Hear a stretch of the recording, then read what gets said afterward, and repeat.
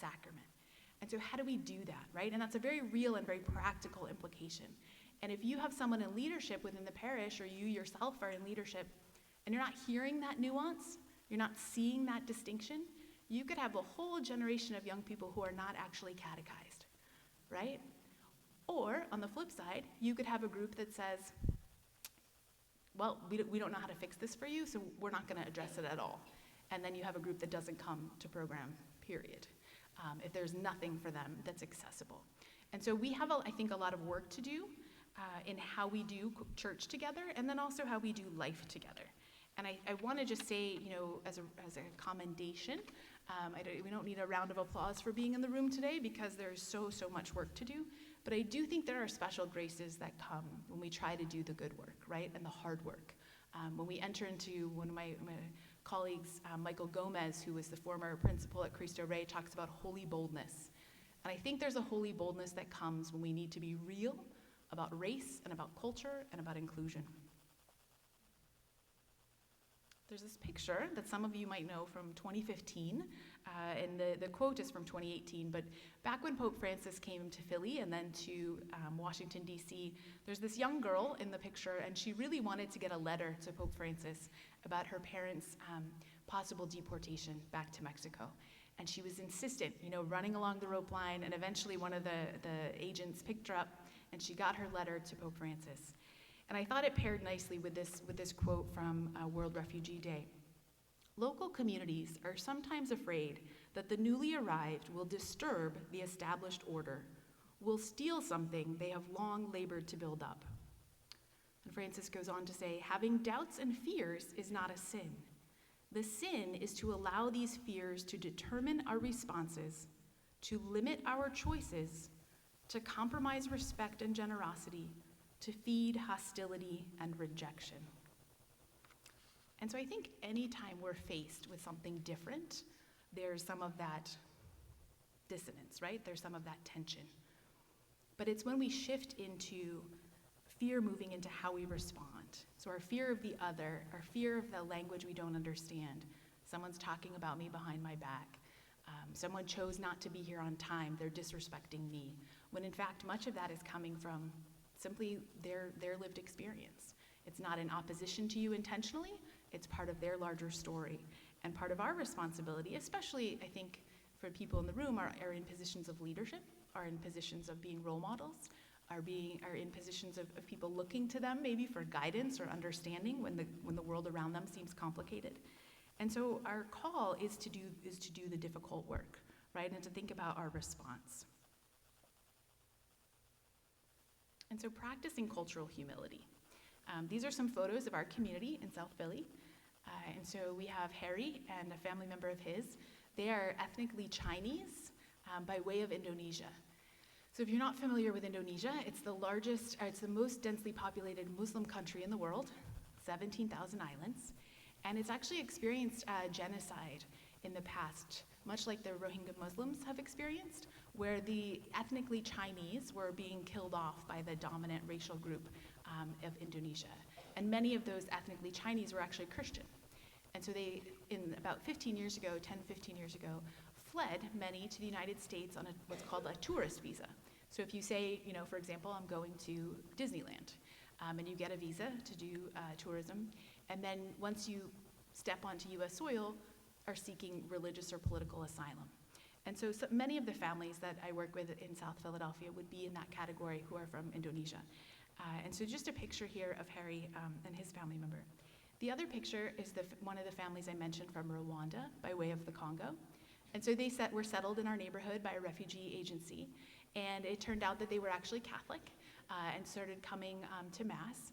And very early on, this picture is actually them on our way to see Pope Francis during his visit. We had 1,200 passes in 2015 to invite people to the Independence Hall remarks that Pope Francis made. And since we were the closest parish that had a large immigrant and refugee community, and those folks could presumably get there on foot, because if you remember, all of Philly was pretty much shut down, or at least big parts of the city, right?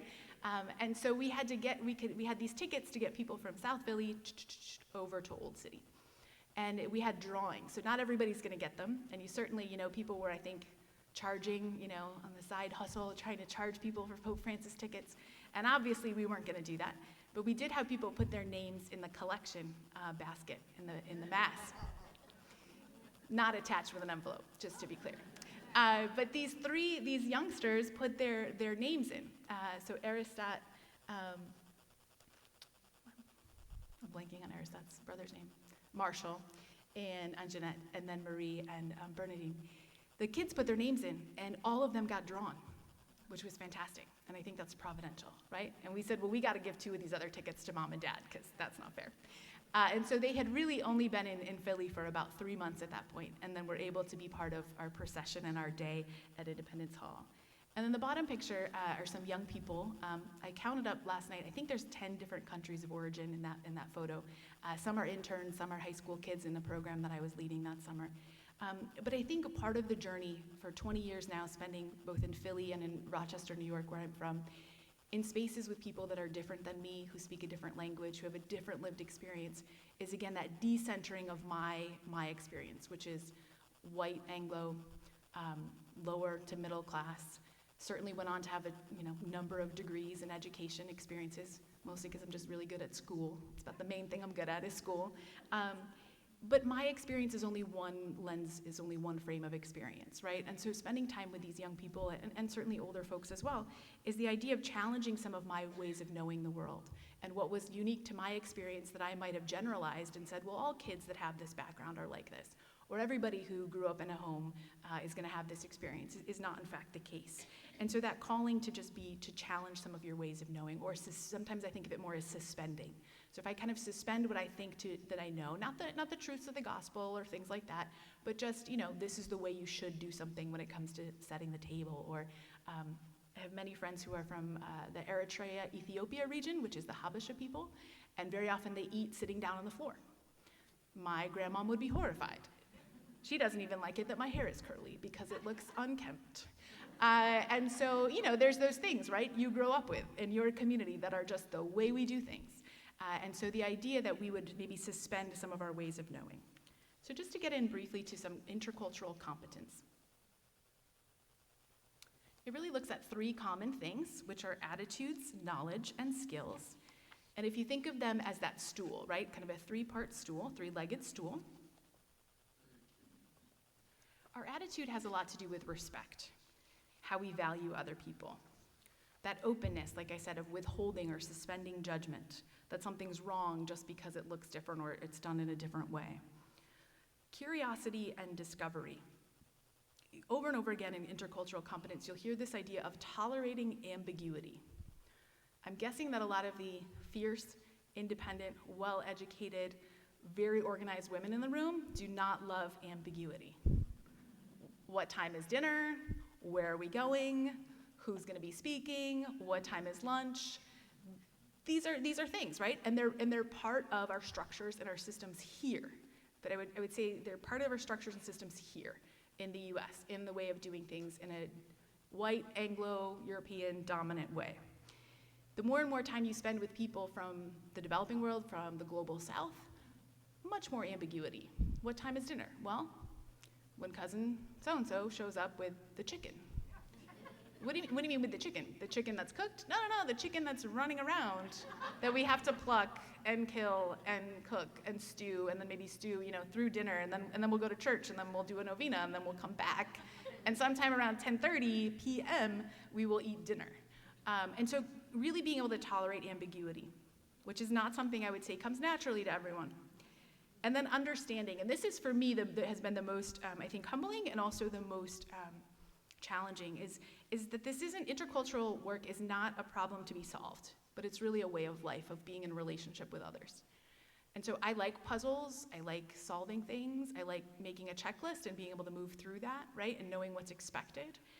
And yet I think the attitude that has been the most, for me to require a change and a shift in, is the idea of understanding, of being present with. And the longer I'm present with people in relationship, the more some of the sort of confusing pieces of the puzzle that I want to solve start to make sense. Not because I'm fixed the puzzle, I've put it together, but because it's just a journey alongside. And so some of the questions or the things we can think about in terms of knowledge is acquiring a cultural self-awareness. So one of the things we do at Aquinas Center that helps to pay the bills and is also part of our mission is that we host high school and college groups from really around the country, although more recently they're from the region. And we have a workshop that I teach on Sunday nights, so they get there kind of around 5 after the parish life has quieted down a little bit, and then we reanimate the center. And so they arrive and they have an orientation, and then after dinner, we do a cultural humility and competence workshop. And we really start with our own identities.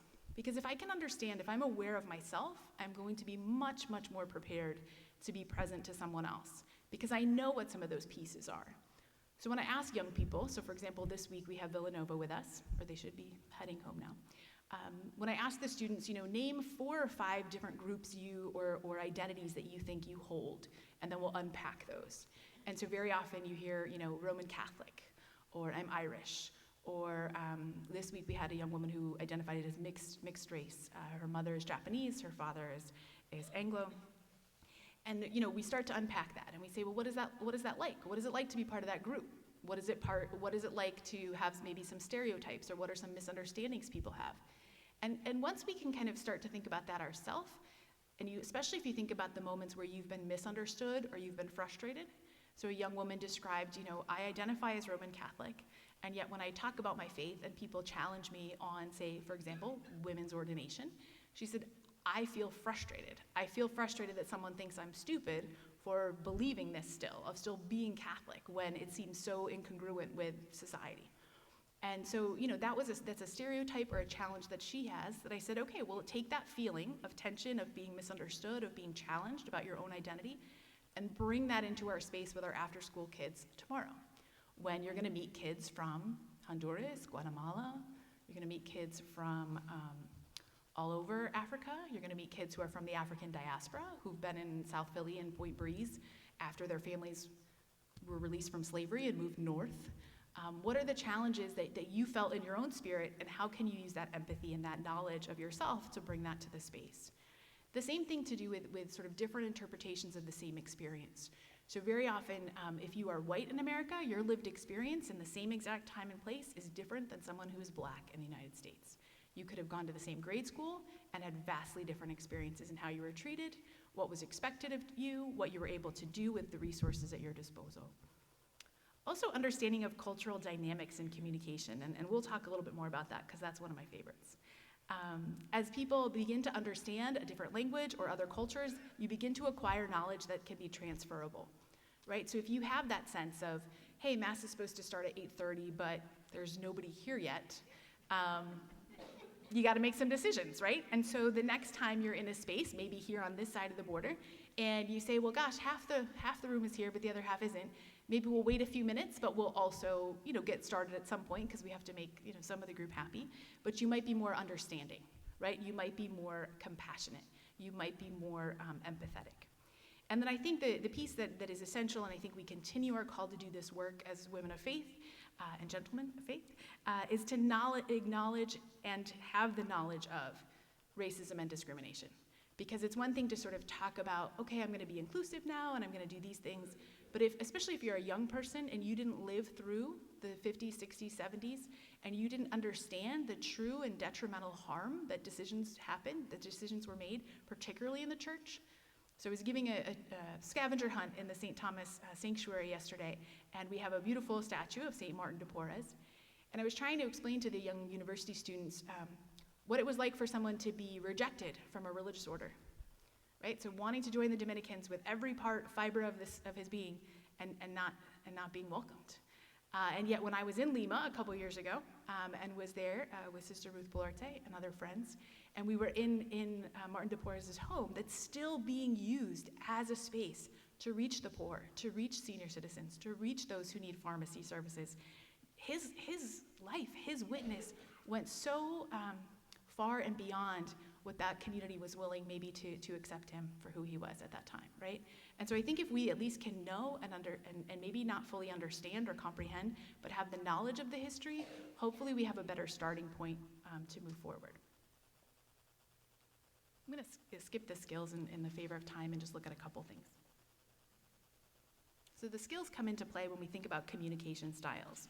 So when we think about our intercultural communities, there are two kind of paradigms or binary that's important to think about: individualistic culture and collectivist cultures.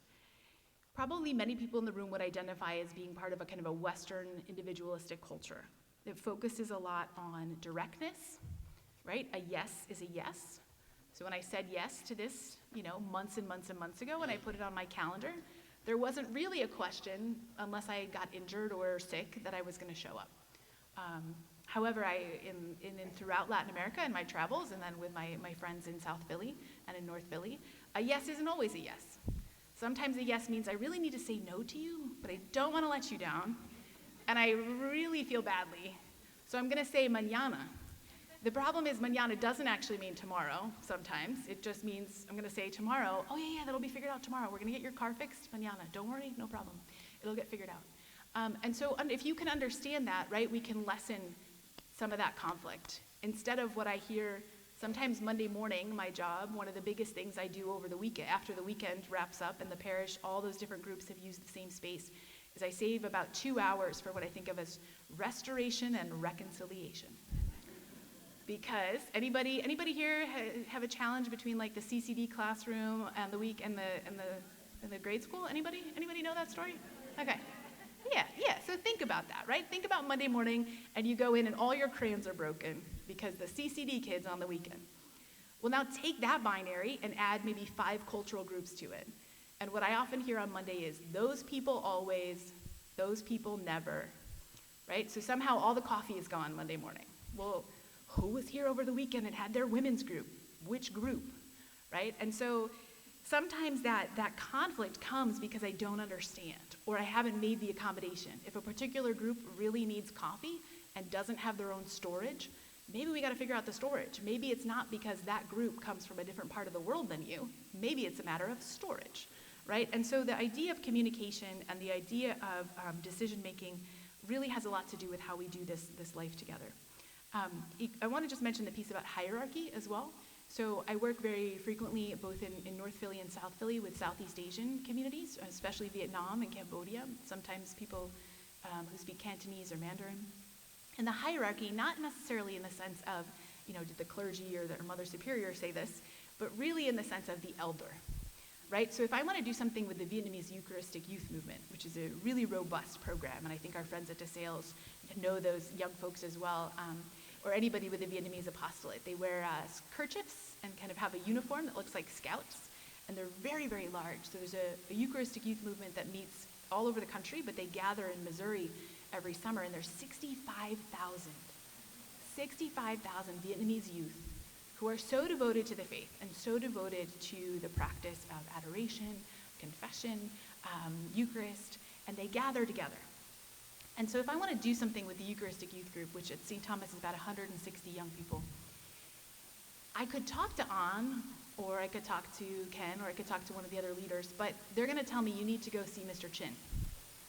And so it doesn't matter that I'm going to see them outside in the hallway, and we can just get this settled now about the use of the chapel that's in the building that I typically manage, because I have to go to Mr. Chin first, and he and I will have the conversation as the senior lay leader for that parish. And then he'll say, okay, now go talk to An. And to me, that feels like an extra step. It feels like extra time that I don't have, and I really don't like meetings about meetings. So God bless your committee, because we did one meeting and then email. But truly, it seems too much. But the fact is, they know that in their community, in their cultural practice, Mr. Chin has been around longer than they have. He's experienced more of the world. And quite honestly, if something doesn't go well, Mr. Chin is who is going to have to be at the table and mediate the problem. Right? And so the idea of hierarchy, the idea of elders, the idea of respecting in a collectivist culture isn't just something you see in the movies. It's something very real. It has implications for church life, for community life, for school life. Also the idea of being indirect or deferential. I just want to mention one other example. You have a sister at Cristo Rey, right? Yeah, Sister Regina. 2. I know Sister Regina. But we have a young man who I've journeyed with now for 7 years. And his biggest dream in life was, once he heard about Cristo Rey, was to go to Cristo Rey. So he was a young man from Mexico. His family crossed the border. He came with his parents when he was very young. He spent about 2 years picking oranges in Florida, not going to school. So he's about 2 years older than what most of kids his age would be at the grade level. And when he heard about Cristo Rey, he said, that's definitely this is where I need to go. But he had a challenge because he didn't have documents. So Cristo Rey has the work study, and that requires you to be able to have what's called work authorization for immigration purposes. And so the Aquinas Center was able to help him over a series of time raise the money for the application fee, which is very costly, connect him with attorneys to file the application, and then in a period that predates the current time, he was approved for DACA. He was allowed to stay in the U.S. and then have work authorization. And so what's been exciting, and the purpose of our conversation will help us with this, what was unique about working with Francisco is that it's been given to him and the admissions director often